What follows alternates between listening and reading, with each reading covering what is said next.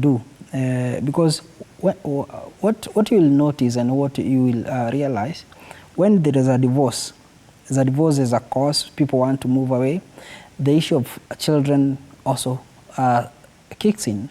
The issue of property also kicks in. So as much as you want so much to move away from this person, there are other factors you have to consider. Now, what there has been and what we, the family lawyers, have put as our tool of trade is that we have also trained mediators.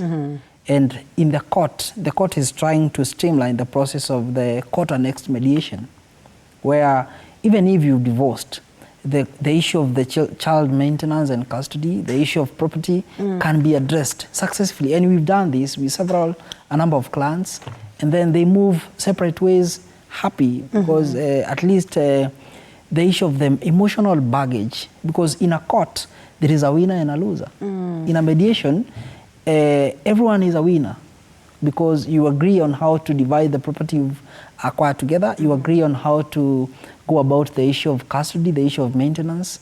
So what there is a lot of investment by the court and by the practitioners in a family court to try to entrench the issue of mediation, the issue of alternative dispute resolution, because when you strictly have to go through the court process, then the court will make a pronouncement.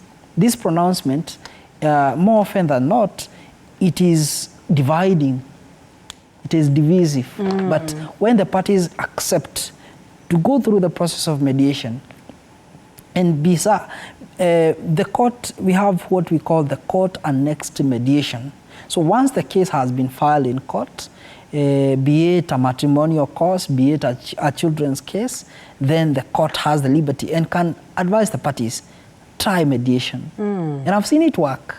Well, I don't know just how much it works, because then upon the involvement of children, it means that then there has to be some element of mediation and management all the way, because then these human beings that are growing are in existence.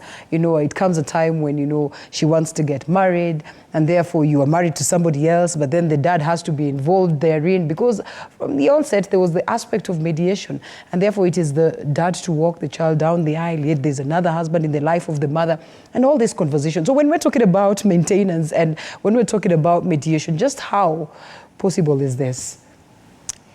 For us, I would like to agree with Wakili. Yeah. For us, because what we encourage and the tools we offer is for you to be able to go through the process without getting so emotional, to be more logical about it. And it is a place where now you come express your emotions, so that by the time maybe you're going into the courtroom, you're more sober and clear about things.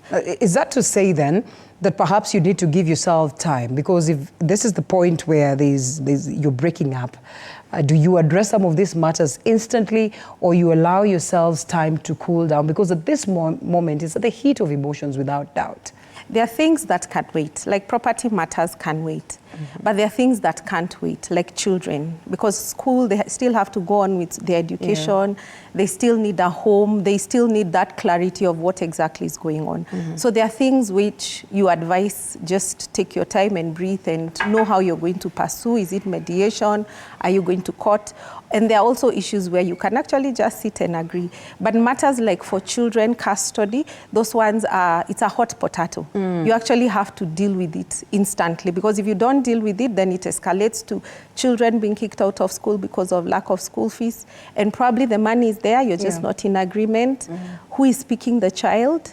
So you have children being left in school because maybe you're waiting for one parent to pick and the other one did not pick.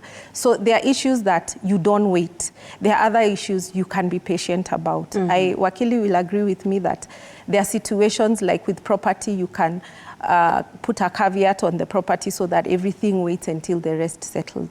Yes. All right. And Wakili says that, you know, if the court is going to make a pronouncement, it perhaps might not be so friendly for, you know, the both of you.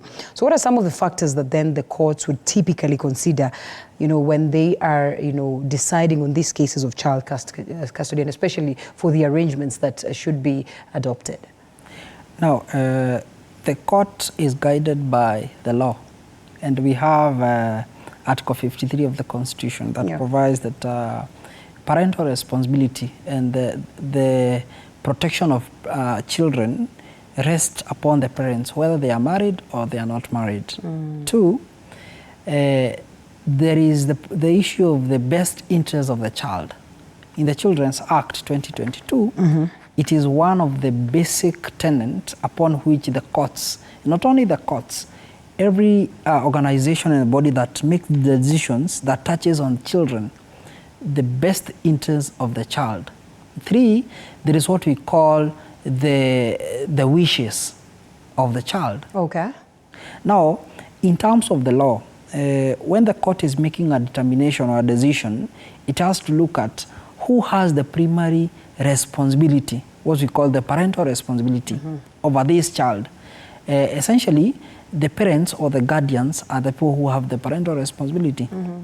The best interest of the child, even when the parties are moving separate ways, the court has to ensure that at least as much as possible, these children will not be disrupted in terms of the way they do life, how they get their sustenance, how they do their schooling.